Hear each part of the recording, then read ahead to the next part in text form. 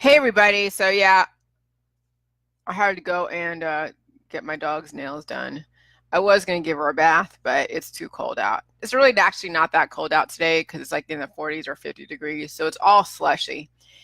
And I finally learned how to use four-wheel drive. So yeah, that was fun getting out of the driveway and then even parking at the groomer's place. So here's what I want to give you some kind of light at the end of the tunnel. So I covered earlier today before I went to go bring my dog to the groomers that you don't need to work out in order to look great when you're doing Jilly Juice. The reason why people work out a lot to where they're bodybuilding, it's because they are addicted to the hormone effect as well as what it looks like aesthetically, because you do get positive reinforcement from people around you when you do work out because it looks like you're disciplined. It looks like that you take the time and you give up stuff and you spend hours and hours and hours in the gym and then you modify your diet. So that is like a plus in our society, but the negative effects far outweigh the positive effects because that positive stuff is very short term. And if you're addicted to those hormones, then yes, it becomes a faster death trajectory. So, can you actually have a perfect body that looks amazing, even according to the Matrix, while on jjuice? And I'm going to tell you yes. All right. Now, I was always dealing with a pooch, and I was always dealing with, which is a bit of a belly, and I was always dealing with just the fluctuating weight based upon what was going on with my hormones. So as you can see in my previous pictures, at first, yes, when I was stressed out, back when I was in Sacramento, California, prior to meeting my husband, I was very skinny, stressed out, skinny, tan, but I was also steadily aging and my PMDD was progressively becoming worse. Okay, so when you're living on adrenaline for many, many years, it looks like it. Okay, you're lean, you're mean, you're doing your job, you're doing whatever it is that you do when you're living off adrenaline with some oxytocin, mixed in. I see you, sugar. So finally, when I got married, and then you finally relax. You're not in this adrenaline fight or flight type of status like I was. And that's when, and then I think we were going up back and forth across the country. We finally went into the trucking industry. And then we were living on the truck for 6 months. And we were eating all of the crappy food in the truck stops. I mean, we were so poor, we were eating dollar menu for a minute. We were eating, like the Chef Boyardee out of the can on the truck because he was making like $400 a week in the beginning. We were eating Chef Boyardee out of the can. I wasn't even heating it up. Okay, we didn't even have a microwave at the time because we were that poor. And I was eating out of the can or eating the pizzas at the truck stops, at the different pilot truck stops because they have really good pizzas.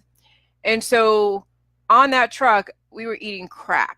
And then finally he ended up taking on a team driver, and then he was on the road most of the time. Then we were making lots of money then, and then I was eating out, eating steak, eating everything.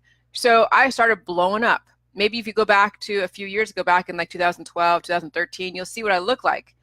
And I started just blowing up and inflamed and getting really overweight.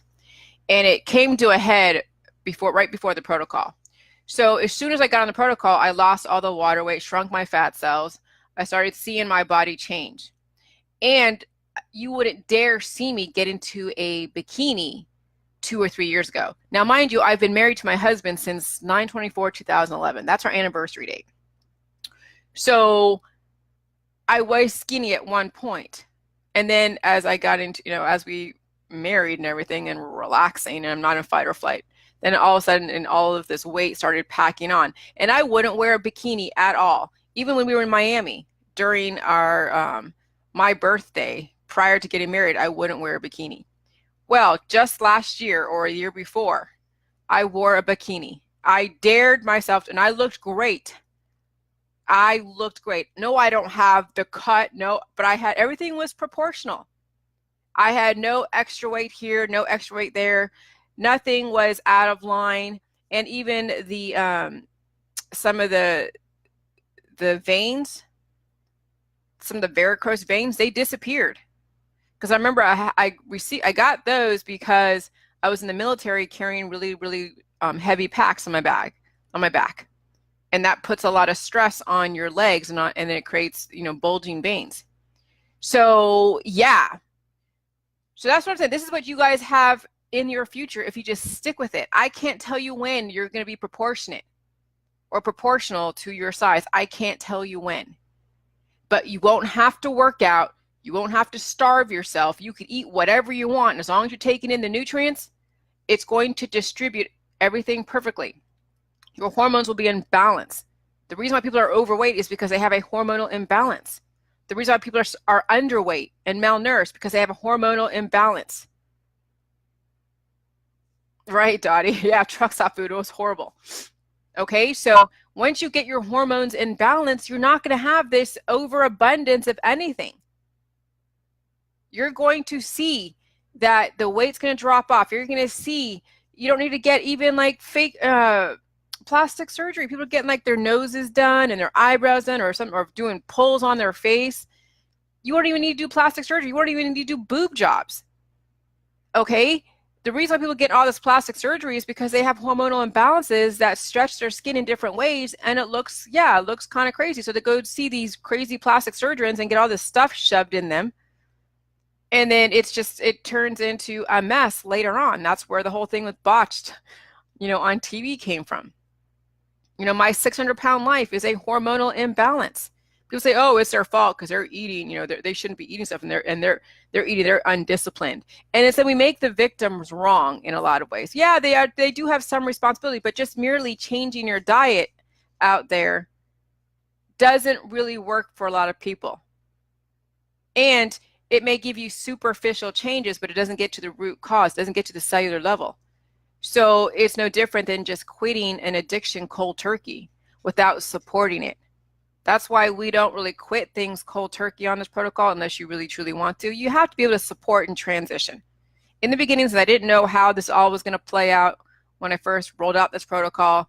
It was like a cold turkey. You quit this, and this. And yes, I did have the hunger pangs. I did feel the wheat belly. But then also, too, now we realize that you can transition. And people are doing it because not everybody can just do things cold turkey. So out there in the matrix, just changing your diet is not really the end all be all. It's not the way. And when somebody has a major hormonal imbalance where they are so morbidly obese, they're going to have to drink jjuice and deal with all that as far as just the healing symptoms. And then, yes, you'll lose the fat, you lose the water weight, you shrink your fat cells, you lose the water weight. You still have skin that's going to be, there, but the skin is going to then finally tighten up. Okay, the body is not supposed to have all this extra skin, but when you go to a plastic surgeon and you get things taken out, that's when there's so much skin, and then you have to go and get like tummy tucks and things, and that's because you did something that was so sudden that it didn't allow the body to be able to process that skin to where it tightens up. Okay, so you guys will see so many different changes when you're going through the morphine process, when you are taking your body back to what it was originally intended. And like my dog went through the morphine process too. And when she was on the protocol, she looked kind of fat. I had people say, "Oh, she's fat." And this is like a year ago when she was in the middle of her healing process. This is prior to her having the hip pain as the healing process that she went through for about a week. And so they're like, "Wow." And I knew that she was going through a morphine stage. Oh yeah, my dog, I love her to death.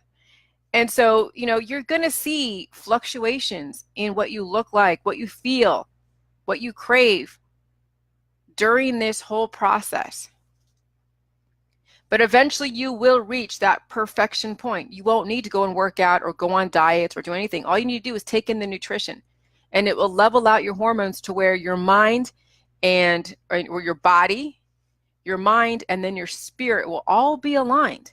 And then you're not going to be chasing after tail all the time. You're not going to be, all critical of men and women and all these different things. You're not going to be attracted to some really messed up stuff. You're not going to be chasing the highs. And I was driving over to the groomer's place. I'm thinking like, all the different enjoyments in life, the foods, the movies, the concerts, all the things that induce hormones. That's what people get joy out of life, right? So what is there now? What do people look forward to now that we realize that we chase after the pleasure centers, right? So now what? What's next? When you're not chasing after that high, that pleasure, whatever it is. Well, you just go and you just learn stuff. You make a goal, whatever it is, whether it's you want to go to law school or whether you want to be a chef or whether you want to get your body in 100% perfect condition, which most of you are probably where you need to, that's where you're probably going to go first. But once you get your body into 100%, now you're going to look at all the different opportunities that you never thought was possible because of your mental or physical condition. It's like if you don't have, like right now, those of you that are very mutated and you're addicted, chasing pleasure centers all over the place, you're wondering how the hell is a person going to live their life if they don't have anything to look forward to? I used to look forward to eating out. I used to look forward to going to the movies or going to the mall or going to whatever it is that would give me that rush. And now I'm like, what the hell? What the hell is life now? And then here's the thing, I'm able to relax and be okay with being at home. I don't spend any money, really. I don't go and feed into all of those things, those addictions that does cost money and it does create then drama. The reason why some people that get out of prison, like I've watching, what was that called? Life After Lockup. I don't know why I watched it, but it's so messed up. That show is just messed up. Life After Lockup. And these prisoners, they get out and they meet some girl online. The girl, wants to save this guy in prison, and she's a little bit mutated herself, obviously. And then she picks him up, and then, he's at home, and it's going to be like calm in the beginning. Like they say, like the prisoners know when they get out, when they're on, when they get out, that they're like, okay, it's going to be good for a couple days, and then they can't handle being at home. Sugar, they can't handle being at home, being with themselves. They have to go and find and chase their pleasure centers. Okay? So that's what goes on with people who are alcoholics, who are addicted, is they can't sit at home and just relax and just be and think and just be and strategize and just be. Sugar, it's okay. Okay? When you can actually be at home and relax and work on whatever it is that's going to help you get ahead. When you can just, on a Friday night, you don't have to go out and party and drink and, paint the town red. When you can just chill without chasing your pleasure center, you know that you can be focused. And then if you do once in a while go and do something fun, like go to the mall, because going to the mall is brings up hormones. It's all that energy, that hormones in the mall. It's a bit of an, it's pleasurable. Being around any type of group action is a type of addiction. Okay? So anyways, so to bring it back to what I originally talked about, yes, your body can become perfect. I wore a bikini a year ago, 2 years ago, not last summer, but the summer before. I wore a bikini. And I looked great in it. Everything was proportional. Nothing was out of place. Okay? So yes, you don't need to work out. You don't need to go on these crazy diets. You don't need to have all this stuff done to you. You don't need to have plastic surgery to have the perfect body. But the reason why people are doing that is because they have a major hormonal imbalance. And when you have a major hormonal imbalance, you're fighting against yourself, trying to manipulate your own hormones to then sculpt your body in some way. You don't need to do that with Jilly Juice. The nutrients and utilizing the intentions and the purposes of your 11 different systems is how you have a perfect body. Every single system has a purpose. Your muscular system has a purpose. Your cardiovascular system has a purpose. Your reproductive system has a purpose. Every system in your body has a purpose. You don't need to force it to go and morph in a way because you have this intention. You're compartmentalizing, no different than taking a pill, powder, or supplement for some malady that you're enduring. Okay? You don't need to compartmentalize your body because you think you need to build up leg muscles. Oh, my leg muscles. You don't need a six pack. If you want one, fine, do it later. Give your body a chance to be able to heal and seal and then absorb and then redistribute the fat and the hormones and everything else to then put you in perfect alignment. And then you can finally sit at home and relax. Okay? You can be relaxed and still make your deadlines. You still can be relaxed and still be part of an adrenalized environment. Okay, you're not going to be so like absorbing all of that negative. Now, if you sit in a major negative environment and you're not countering those negative forces, yes, you will eventually get lost in those negative elements and then you'll turn negative yourself. So when you are in a job that is like a boiler room, like I have been in a boiler room, and you get yourself 100% well, you can go in and kind of feed in on that energy and do what you got to do, and you'll do it well because you are well balanced. Yes, you're going to be bringing up hormones to be able to then, compete with the next guy who's like crazy ricochet rabbit. And then you go home and you heal from that damage. Okay, no different than when you go into Chernobyl or you go into any polluted environment that doesn't totally overwhelm you. You're going to be able to then counter all of that and still maintain a beautiful, perfect body, still maintain a good head on your shoulders, still maintain strategy and clarity, mental clarity and thought and all of that. Everything that people want when they go and do self-improvement programs. You know how much money is in the self-improvement programs? So much money. The reason why is people are intellectualizing and they're trying to manipulate their hormones to be able to then program themselves in a way without taking it to the cellular level. Okay? So yes, you can have the most perfect body, the most perfect everything once you get all of your 11 different systems completely balanced and healed and sealed.